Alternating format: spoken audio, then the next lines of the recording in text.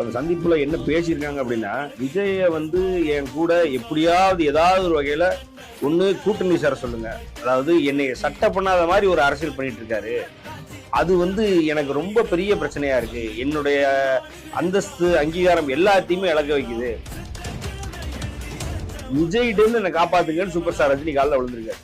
இதுல வேற காலை தொட்டு கும்பிட்டுருக்காரு. 15 ஆண்டு கால அரசியலையும் வந்து விஜய்ன்றவர் வந்து தான் சேர்த்து வச்சிருக்கிற எல்லா கூட்டத்தையும் வந்து டெய்லி வந்து உருவிட்டு போயிட்டு இருக்காரு.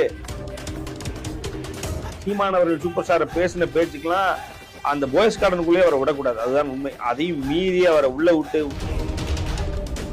சூப்பர் ஸ்டாரை எதிர்த்தவன் எல்லாருமே ஒரு காலகட்டத்தில் அவர் பக்கத்துல அவர் முன்னாடி கை கட்டி நின்றதும் ஒரு காலில் விழுந்ததும் தான் வரலாறு. அதுல சீமானும் வந்து நமக்கு விதிவிலக்கு இல்லை.